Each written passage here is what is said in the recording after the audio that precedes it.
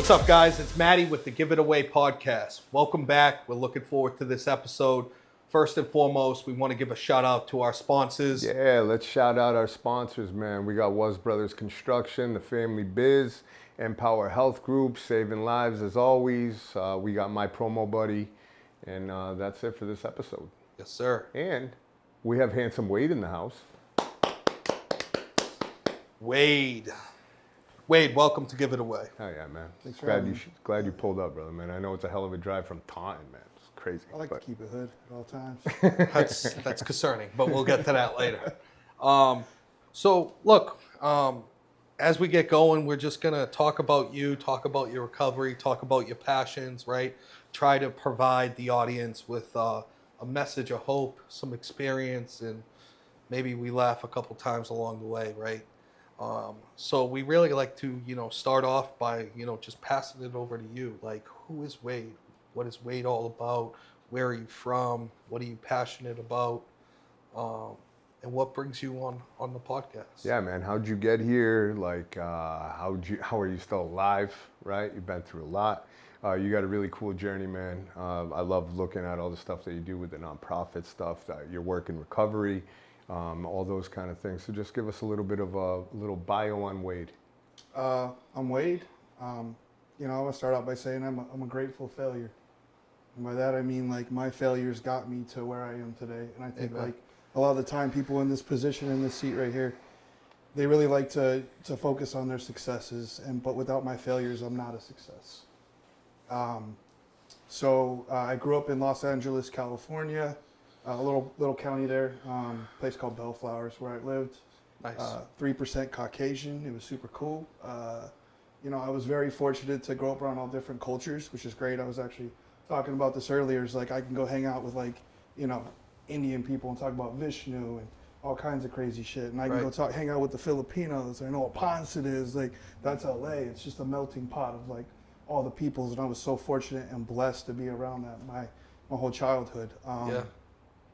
Later on, I moved up to a place called Rancho Cucamonga next Friday. I assure you it's not like that at all. No day. Maybe some 10s that ain't 20s.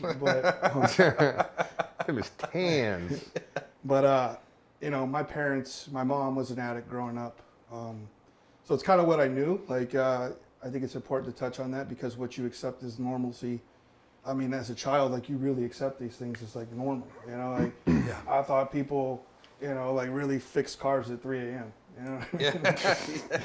You grow up and you're like, oh, I guess we don't do that. Okay, right. I guess my uncle just liked to mow lawns at like 1 a.m. in the morning. It's all good. But man, I'm so grateful for all that because it gave me this life that I have today. And, like, shout out to all of my family because, like, it took a village to raise me. Like, I went from one place to another. And man, I'm blessed to get. Instead of having a single mother and a single father, I'm blessed to have a village come through, and I got to steal traits from everybody that I loved. Right. And that's the blessing. So I had an ultimatum to make. I graduated high school. Army called me and was like, yo, we got $2,000 if you want to sign up. And I was like, oh, dude, I would love to. I want to say, like, I want to say, like, I'll serve my country. But $2,000 sounded sweet, especially as, like, an 18-year-old. Yeah. I'm like, I ain't never had $2,000. I got Cold Stone money. I worked at an ice cream shop. So I joined the military. You're Oprah rich at that point. Well, yeah, man. Yeah, you sign that paper, man. All of a sudden, you're handing out Hyundai Elantras. Man, I felt rich, man, and I was so blessed because I was so, as you guys can imagine, like, unstructured in my life. You know what I'm saying? Like, for sure. You didn't grow up in the structure. You, like, dinner time was whenever.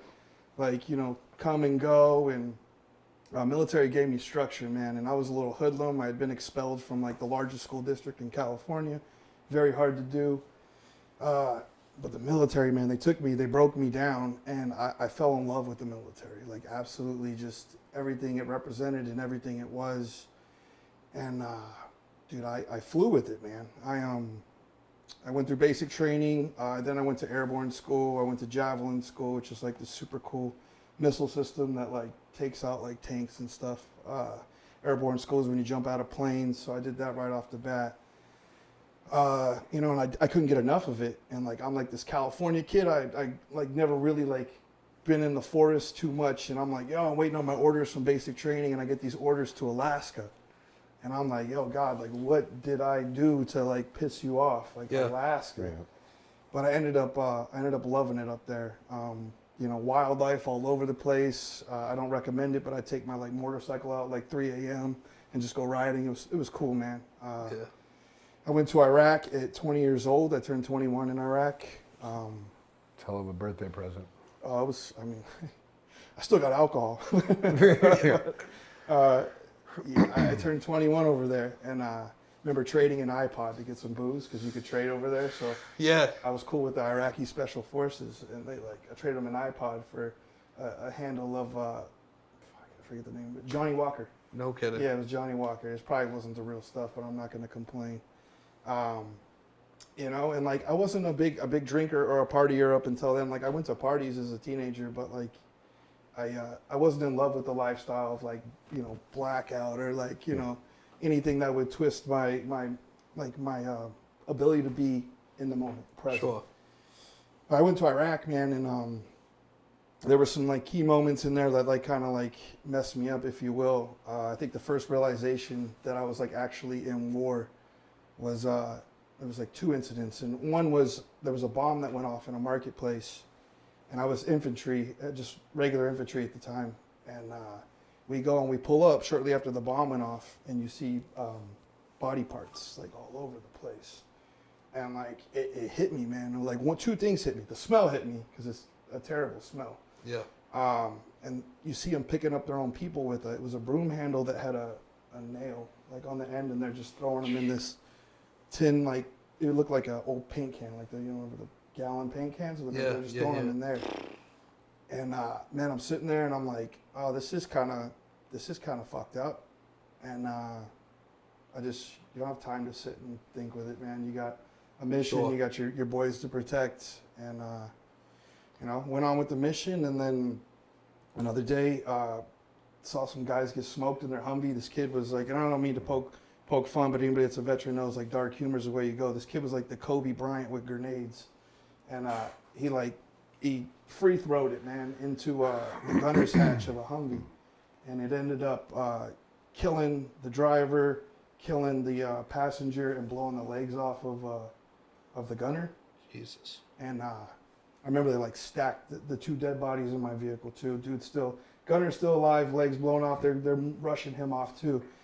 And like there was this like feeling that I got, and I was like, fuck, dude, like I need to change. I need to become tough. I need to become, not everybody here's my friend. Actually, you really have to make the assumption that nobody there is your fucking friend. And if you make the mistake of assuming somebody has friendly notions towards you, it could mean life or death. Sure. And I had this like pivotal moment in my mentality and in my psyche that everything was a threat. And like I went through and we like captured some bad guys and shit. It was pretty cool. Gotten some firefights over there. I got blown up 5-6 times over there. One time it was twice in one day. It's a real thing. Jesus Christ. Yeah, man, that was a wild day. But I made it back home, right? And I was married at the time. I married my high school sweetheart. And dude, I came home and all I wanted to do was just like drink and party. It was my way of Coping. Yeah. For sure. At the time, like, you know, I was like really into that mindset that like, you know, men don't go get mental health help. It's not what we do, especially not men in the military. Yeah. You like sit there and you endure your pain and you just sit with it and you just drink through it because it's the most socially acceptable norm in the military. If I'm telling somebody, hey bro, I'm drinking a lot, they're like, oh fuck yeah, bro. But like if you tell somebody, hey man, I'm on Xanax, I'm on Zoloft, I'm on Seroquel, I'm on this, they're like, yo, dude, like your career is gonna, this is real, your career is gonna end soon, dude. Like why are you doing that stuff? So I continued down the bandwagon, man. I just stayed on it. I went to, I tried out for reconnaissance platoon, which is like a selection process, and I made it into recon. I still love the Army with all my heart, but I had a choice to make, and I went to Ranger School instead of saving my marriage. And then I went on to Afghanistan, and dude, I did some really bad stuff to, I assume probably mostly bad people. I got to be real. Like, but it didn't sit with me at the time because I was just still in that mentality that I have to treat everybody as a threat over there. Sure. I worked under the NSA over there, so I did secret missions. I put a lot of bombs in. What I would do is like put bombs in places, and I won't like go into like the full detail of the program because it is like something you have to be read onto. But I put bombs into places that would unalive people, and I also did killer capture missions, what they call JPEL targets over there. So I would get a target packet, and it was like the Wild West. The NSA would give us a packet. We'd have like a voice analysis of who it was, and sometimes a picture, and sometimes not. And you would go within a grid vicinity, and you nab up all the MAMs, the military-age males, and you'd herd them all like cattle, and then you'd like either check their voices or you'd match them up with the picture, and you take them off to the CIA black site. Yeah. Which was wild, bro. That place is nuts. I'm sure. I loved it. Yeah. But you're like, ooh, nothing good is going on here. That's a lot, man. That's a heavy lift, right? Yeah. And I can't even. I mean, I can't imagine. I never served, man. And thank you for your service. Yeah. Yeah. I have family members. I respect the shit out of it. I always thought that I wanted to go to the service, but I was fucking terrified. If I'm being completely honest now, but I can't imagine, because what else can you do for like a defense mechanism, right? Because the reality is heavy. I mean, that's just right there. I was like, shit, I'm getting an anxiety attack over here listening to it. And you're just sitting here calm. Yeah. How'd you get to this point? When did the recovery process start for you? Dude, I had to crash and burn in my own mechanisms because like interior strength is not a real thing. It's a lie. It's a facade. Like recovery is a team effort. And eventually you get to a point where you realize that these people that are talking to you, telling you that you're fucking up your life, they have your best interest in mind, and I don't have my best interest in mind. Sure. I have my pride in mind, and pride comes before the fall, right? Like, what good is my pride if I'm, dude, out there doing God knows what, and I don't remember it the next day, and I owe this guy money, and I owe that guy money, Yeah. and I don't remember it, and I remember like people coming to my house and taking my handguns because I was talking about like I was gonna fucking kill myself or Yeah. kill this person or that. Like I really was like crazy, but dude, I went to a couple mental. We'll get straight to the recovery thing. I went to a couple mental institutions. I was not well.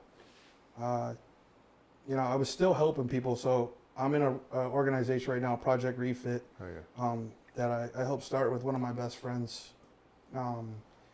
And even though I was going through like all of this like stuff in my life and in my head, I was still helping people like not kill themselves because I knew it wasn't the right answer. Yeah. You know what I mean? But like, Sometimes the best thing you could do to get through a day, even if you're dying inside, is to help other people, right? I get that. yeah, I called it. I still call it selflessly being selfish. I like it. You know, like you think I'm helping you for you because it's right for me, but like I'm not helping you. I'm helping you to help me. Like 100%. you know, I'm taking something from. It's a transactional help. It's not like it's not. It's the fundamental core of like being a good human being, right? Like a lot of people, oh, thanks, Matt, for, you know, doing this and doing that for me. Little do they know is you just helped me get through 24 hours clean because this is what I have to do if I want to maintain what I have, right? Which is just freedom from my own mind, right? Sometimes the best way to intercept your thoughts is to catch other people's, right? Yeah, I love that. I love that. Yeah. So I got locked up in a mental institution. I tried killing myself. It was pretty serious this time. It wasn't one of those like cry for help. So I was pretty much like resigned to my fate. And like at this time, I'm like doing gabapentins to chase Johnny's. You were doing Johnny's. Southside Johnny's. Johnny's. Yeah. I didn't even know that term until I moved out here. Selfie soba. Yeah. Now you do. You're welcome. Yeah. But like it was real. Or birds. I'm like, that ain't even. Nobody calls them birds. They're just Johnny's. Yeah. Sometimes Gabby's, depending on who you're talking to. Yeah. But carry on. Sorry. You know what's funny about that? You know what got me onto the Johnnies was fucking Google, bro. I was like, what can help me get through, like, you know, this detox, and like I'm reading. Unbelievable, dude. And You're my, gonna blame Google? Yeah, I'm no, fucking no. with you. It was I'm fucking on with you. me. I'm just But fucking Google put me on to it, you know. I was Yeah. like, My for when I sure. was born, I looked like a giant gabapentin with eyeballs. Dude. Yeah, yeah. it's like the most overprescribed drug in America. It's sad. I tried to. It's very sad. I was given those for surgery recovery because I had some nerve damage. Immediate suicidal ideations. Yeah. Immediate suicidal ideations. To the point where I'm like, yo, what the fuck is going on with me? And then the more I took them, the worse I felt. And then eventually I just faked that I was in pain to get more, because that's what the disease does to you anyway. It's still a very much so corrupt system. We were talking about this, right? Like everybody wants to label you, right? Tell you everything that's wrong with you, right? And then treat you with a controlled narcotic or, something like that where, you just have to become intuitive with your own thoughts and be prepared for them and have coping skills. I believe that the industry as a whole is flawed by how much medication is pushed on people and how much clinical work is not enhanced on people, right? Because it's all about being prepared. As a vet, Yeah. you got to have a plan A, a plan B, and a plan C, right? Like, and if you're prepared and educated on your diet, you like who you are, right? I know who I am, right? Yeah. I am terrified of life on life's terms. I'm insecure most of the time. I cover it up with ego and pride. I'm afraid of what you think of me, so I'll come in the room with a big posture, right? But like I'm only able to say those things because I know exactly who I am and I know how to treat my disease, right? And that's how you become successful in this thing, right? But I just brought that up because of the conversation we were having before. I thought it was super awesome. I think this is completely off topic, but most mental ailments that we suffer with nowadays, we're actually just numbing and voiding a superpower. Right? Like what I was explaining was like if you take the medical definition of borderline personality disorder, essentially what it means is you take on the emotions of the person next to you, and sometimes they're intensified even, right? Sure. You know what I would call that? I would call that a great counselor. Yeah. Yeah, empathetic is another word Yeah. that you could categorize that as, right? Right. I care, right? I care for you so greatly That I'm I able feel to it. put myself where you're at. Absolutely, man. You're- That's why stigma breaks my heart. A lot of people look at drug addicts and alcoholics like we're some kind of fucking monster, right? Where it's so far from that. We're actually, the reason why we drink and drug is because we feel feelings so profoundly compared to normal human beings that we can't handle it, right? Because we care too much about what you think or what I think, and it's all passion driven, right? So if put that into productivity and healthy patterns and behaviors, drug addicts, why do you think drug addicts and alcoholics end up making the most profound impacts on people's lives, right? It's because we actually give a shit. Normal human beings don't have that capacity. Oh, that person's sad, that's too bad, let me drive away. How many of your drug addict friends, right, can morally drive by that guy panhandling and not offer them a meal or $1 or something like that, right? We're incapable of doing that. It's just, you refer to it as a superpower. It 100% is. Yeah. So there was a study done too by a couple schools, and it found, because you were talking about like feeling the pain so greatly you wanna numb it. So there was actually a study done that found that intelligent children are more likely to be addicts. It's because they're so self-aware and they're so smart that, you know what I mean, they want to know what it's like to not be a part of the world anymore because they're just so fucking aware of what's going on. I believe it. It hurts, you know? Yeah, it does, dude. It does. Yeah. And then society as it is as a whole right now with trying to bury all these, false beliefs and this, that, and the third and social media, etc. And then glorifying, recently I've been seeing a lot of people making the disease of addiction into like a joke or using it for praise, and it just infuriates me because it's nothing to joke around on. Like, when did this become a joke, right? You know, I refer to it, you know, close to, you know, when we had the pandemic, right? It wasn't a joke. You would literally step in and correct people when you were like, it's not that serious, right? It was that serious.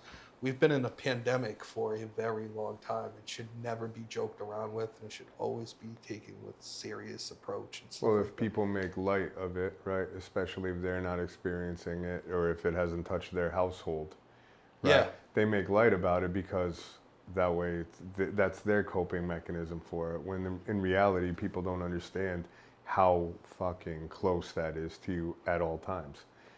Going along with what you said about the superpower, right? Like, we're so aware of that, and I even joked about it, right? My disease is out there doing push-ups. You hear that cliche saying, I want my disease to fucking watch me doing them too. I got my eye on you too at all times, right? Everyone else just wants to be oblivious to it because it's fucking terrifying, right? So maybe they would care, but if they did that, then they'd have to look at it a little longer.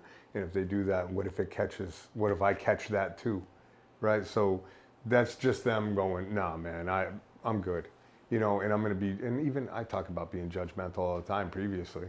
Like, I would look at people and I'd be like, this fucking must be tough, man. It's hot out. Now, every time I get off that exit coming into Northampton, I empty my pockets out to the guy sitting there with On the oxygen highway. mask. That's my guy, man. All my change He probably every has day an goes to apartment him. because of me now, but I don't care because if I can do anything to help, I will. Because money, I can make more. Yeah. And that part is, yeah, we have big hearts for sure, man. So that's what we do. We start a conversation and That's then what we you go do. way left. No, this is Because it's perfect. driven by passion, this Yeah, show, yeah, right? yeah. Like, we usually touch on subjects that most people normally won't, right? It's because we feel a moral responsibility to do so, right? But back to where you were, right? You were talking about being, I think it's important that people talk about being in a mental institution, right? yeah. I was too, right? I've also tried to take my own life, and you do come back from it, right? And you help people now, and you're a respected member of the community, right? Yeah. We've built a pretty great relationship. We have close friends. Gravity pulled a bunch of good-hearted men together and women. Yeah. So tell us more about that, right? Like, I'm in the mental institution, and this is fucking wild. But I'm in there, right? And like I'm depressed, and I'm like, nobody has to agree with me on this. I want to say this first and foremost. This is my opinion only. But I'm in there feeling sorry for myself because I have this label called PTSD. And I'm buying into them. I'm buying all the merchandise. I'm buying all the stock in it. You know what I mean? Mm-hmm. I'm like, I'm sad. I'm anxious. You know, sad is like, I was in so much pain, like that I can understand that people can be in so much pain that they want to end their life. I can. sure. I don't agree with suicide. I don't at all. But I can understand being in that much pain. Yeah. That you're just like, man, I'm done. But like, this is, as long as we tell people they're going to be fucked up for life, which is PTSD, telling somebody you have PTSD, that's lifelong, man. Like, you are stuck with this, just have it, right? And I was buying all the stock in that. I was everything. I'm watching the movies. I'm, you know, social media. Sure. I'm doom scrolling. I'm going through it. And I'm in this mental institution, and I needed to be there. I needed it. Like, God brought me to that place. And I'm looking at all these people who have no concept of reality. They're truly out of their minds, you know, not in a normal state of being, no actual perception of reality. And here I am, I'm self-aware that I'm depressed, that I'm anxious, that I'm Sure. all these things, you know, hyper-vigilant at all times. Yeah. And I'm looking at these people, and it truly hit me, like in this moment. Like, I'm listening, this is going to sound crazy, but we had a music session, right? And like, you see people are rocking back, it's the whole song and dance, Yeah. and we're doing music, and then you had to break down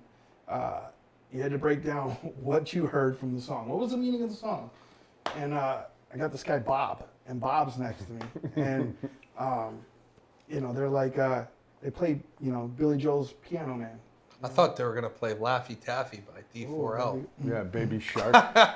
Baby Shark, man. What's the meaning of this? So I played Billy Joel's Piano Man, which is, I think, about cut and dry what the meaning of that. Yeah.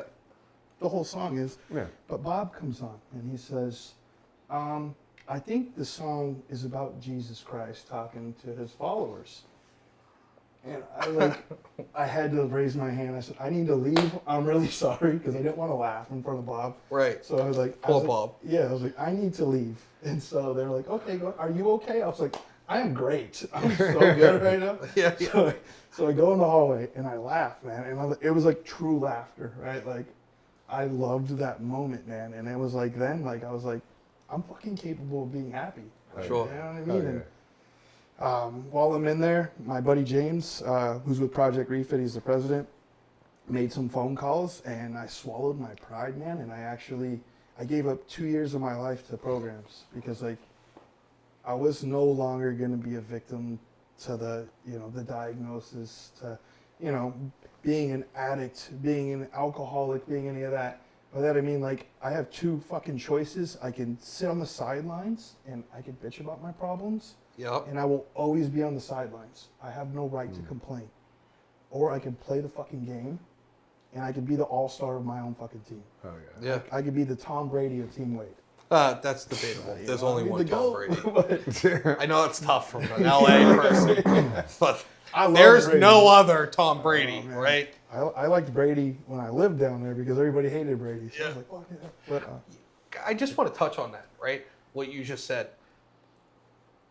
Everything comes down to, you could be diagnosed whatever, right? You could have PTSD, right? But like once you have a diagnosis, right, you are faced with a dilemma, right? Do I use it as an excuse, right? Yeah. Do I use it as an excuse to blame all my shortcomings on, right? Which would be, if we go back to my literature, it's the inability to accept personal responsibility, right? Or you take responsibility for who you are as a person, and you get active and you get productive, right? And that's like how you get through recovery, right? But you can't stop, right? You have to consistently assume responsibility, active responsibility for your disease, whether it's PTSD, whether it's bipolar, whether it's the disease of addiction, whether it's alcoholism, whatever it is, right? That's like, it's really simple stuff, right? And here's the key factor, right?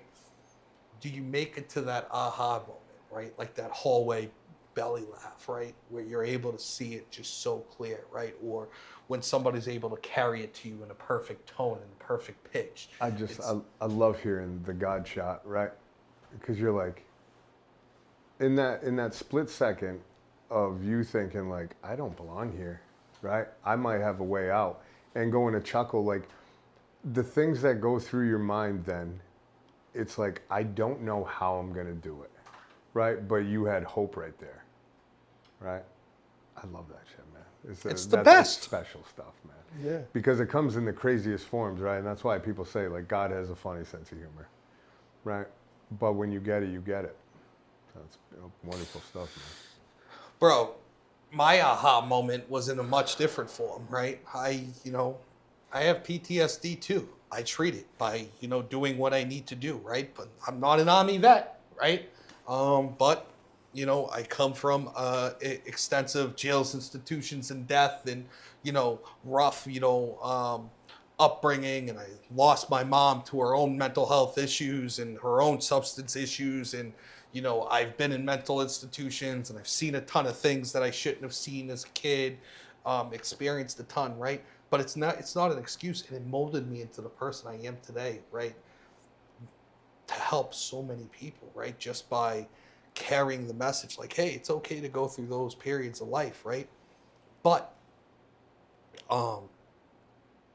you gotta do what you need to do to, treat those symptoms, man, right? And my aha moment was much different, like you've heard me say it, I'm a heroin addict, love heroin, right? It's great to numb your feelings, right? It's when I shot dope for the last time and I couldn't run from my mother anymore, right? And I felt everything that I normally wouldn't feel. I was like, well, now what the hell do I do, right? And then I got into recovery.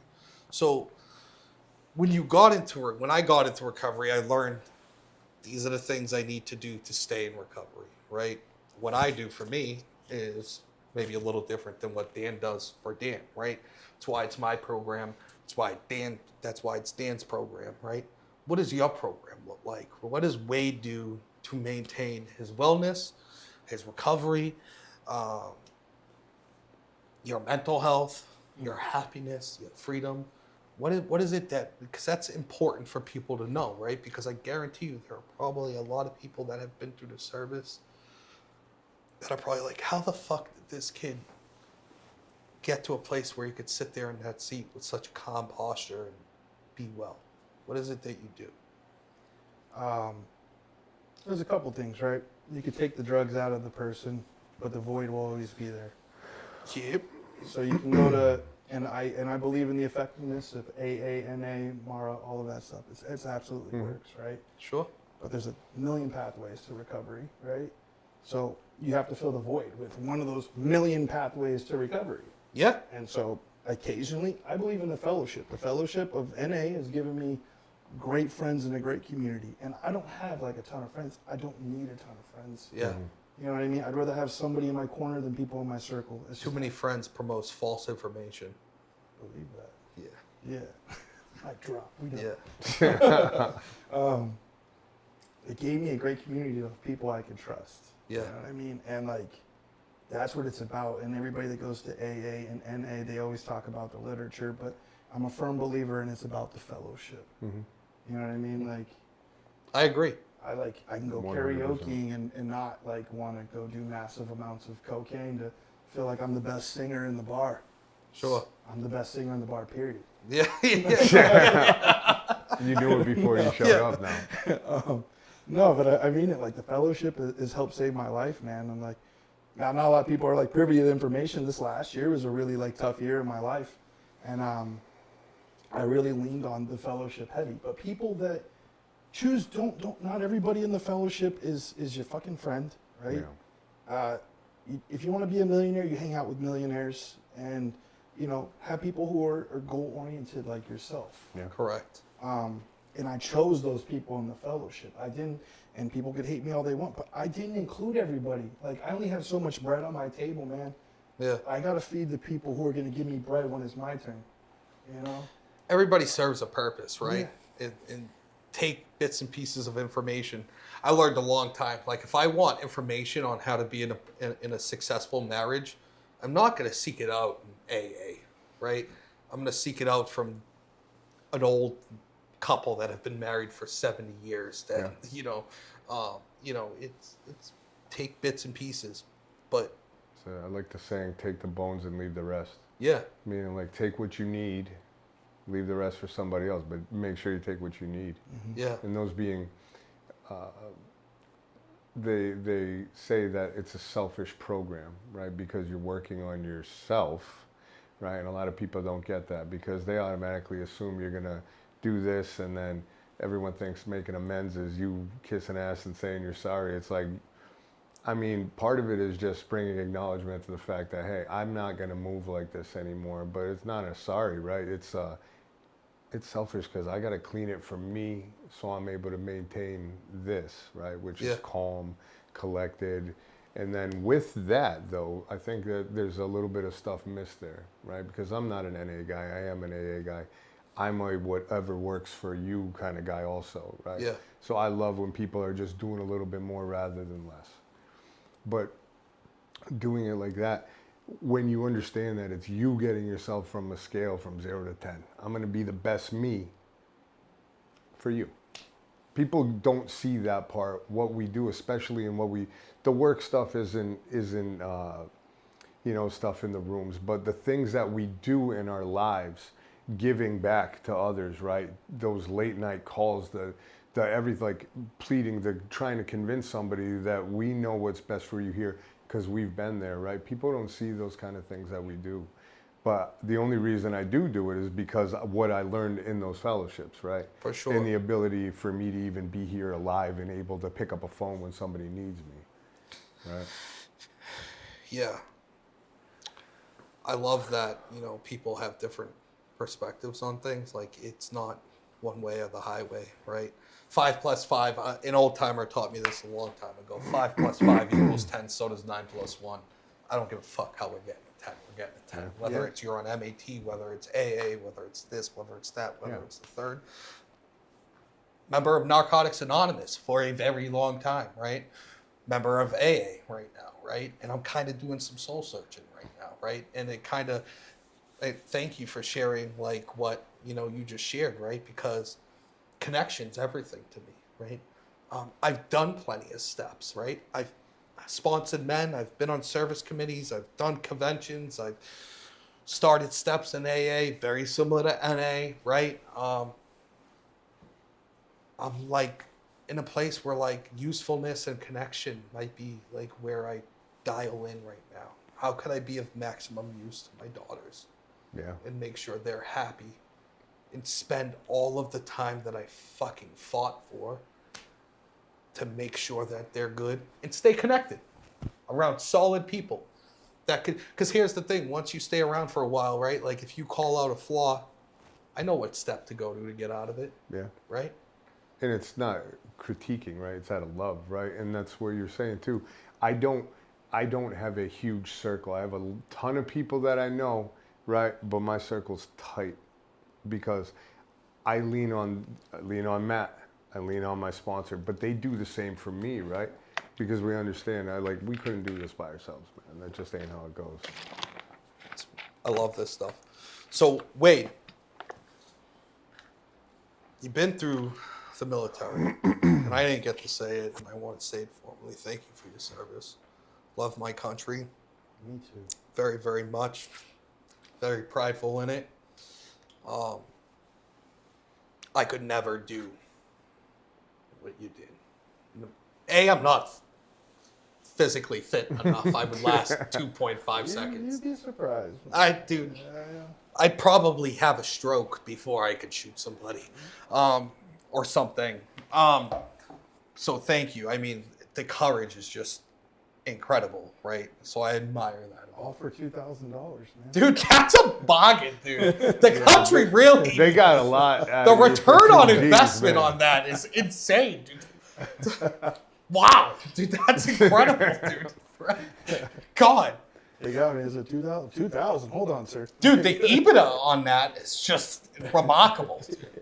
You asked me what I do for my recovery, right? Fellowship. I want to throw that out there, but I was talking about a million ways to recovery, right? I want to give first and foremost, credit to God, Jesus. Amen. That's my, you can look at the good book as false or true, but the manuscript of being a good man is found in there, right? Yes. Like the 10 Commandments, those are solid. I think we all can agree, don't break those and society will be pretty cool, Yeah, right? I agree. I try and stick to that. I'm not perfect, but I know the tenets of being a good person and a good man are found in there. And the gym, being physically excellent and knowing that there's kids out there watching me and people out there. Christ, dude, physically excellent. Yeah. That was very intimidating. I aim. I'm physically average. Yeah, no, you're not, bro. you have a fucking choice in life, dude, right? And are you gonna walk in a room and be perceived as a threat and give great hugs? Or are you gonna walk in and give great hugs because you're not a fucking threat? Hey, I like that. And I believe in that. I want to give everybody a great hug because I want to, not because I have to. Yeah. Warrior in a garden. Yep. I love that. That's it though. Just those 3 things keep me, man. I've found myself praying more this year, leaning on good people, and lifting when I want to just sit in my own head. Love it. And it worked. Project Refit. We host retreats all over the United States. We are a very peer-to-peer based model. So it's kind of a lot like this, and everybody's just kind of a peer. We're hanging out. You could take my advice. You could tell me I suck, whatever you want. But we help veterans and first responders. We've saved some lives. I was telling you, this kid and I'm gonna talk about him real quick. This kid is a vet, stranded in Florida, and he wants to go to California, and he has access to this money through donations that me and another my organization, another have raised. Instead of giving this dude a free handout and saying good luck in California, we had enough audacity, enough care, enough love to ask him, what's your plan? Kid didn't have a plan. You know what, when people hear like, hey, a veteran is in help or is in need of help, and you know what, hey dude, here's $1,000. That's stupid. That's stupid. Yeah. He has no plan. So what we did was we told him, no, I love this guy enough, and I love anybody that reaches out, like as a brother or sister, to tell them like, this is a stupid plan. Like, you have no plan. I'm not giving you the money. We have it. Let's get you a hotel. Let's get you a fucking job. Let's get you some stabilization, and then let's focus on California. Sure. That's what we're doing right now for people, and that's what we do that all over, man. We're not the organization that says, hey, your roof is leaking. Here's $2,000. Get it fixed. We've shown up and fixed people's roofs. Yeah. That's, Love that. That's real. We're just like, we're loving, and we're there to tell you the truth, man. And like I'm telling you, when you go to these retreats as a veteran or a first responder, especially myself, I don't sugarcoat anything. Yeah. Like you guys you're getting to know me better. I don't sugarcoat shit when it comes to life and death. When it comes to mental health, when it comes to drugs, if you tell somebody it's gonna be okay, you are co-signing their bullshit and you are killing them. And you need to be honest with people and let them know if you continue on this path, it's not gonna be okay. Sure. And I like agree. that's what we do at Refit. And we raise the funds, man. We get you out to retreat. All you gotta do is sign up, show up. I love it. Oh yeah, man. I love That's it. special. Giving people what they need, not what they want. Yeah, we all. Let's say everyone wants a leg up, but are you willing to roll up your sleeves with that, right? Not just take advantage of it. Because as an addict, alcoholic, whatever, dual diagnosis co-occurring, we're always looking for that easy path, right? Our brain is a wonderful servant, but a horrible master, right? We're looking for the path of least resistance. But I think that's fantastic that you guys do that, man. I love it. The saying is like a true leader never asks you to work for them, they ask you to work with them. And that's what we try and do. It's the truth. I don't ever, Dan will be the first one to tell you, and nobody, I like to think that I lead with a humble posture With sometimes. some of the things But that you'll we've never done hear together. me refer to somebody as my employee, right? You'll never ever hear that come out of my mouth because I remember the way it made me feel, right? I refer that everybody works with me, right? And that's the best way to lead, right? It's love, man. It's all love, right? This has been fucking fantastic, dude. Yeah, dude, you're the fucking man. This is Love that probably shit. one of my favorite episodes, to be completely honest. The way we close this out, right, is if there's one thing that you want to give away to the world today, one piece of information, what is it? If there's one thing I want to give away to the world, Yeah, can it be religious? Is that okay? it could be whatever you want. Whatever, man. So Jesus says, "Love one another as I have loved you." He doesn't talk about loving people with the same ideals. He doesn't talk about loving people with the same skin color.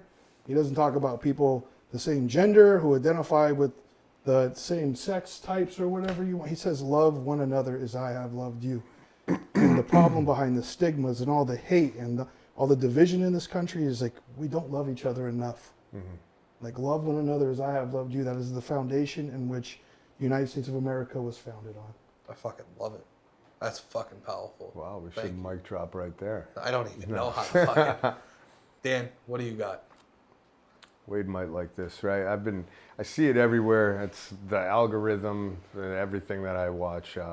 I see "be the salt of the earth" everywhere, right? And my interpretation of that is, by your actions, not your words, right? Be the salt to prevent maybe someone else from decaying, you know? Be a power of example for people, especially people that are sick like me or sick with the same disease as me. Be a power of example. Show them that they don't have to rot away. It's incredible. I mean, what I heard today is just like the consistent, you know, point of like steadfastness, right? Like, don't give up, right? Get up, keep going, right?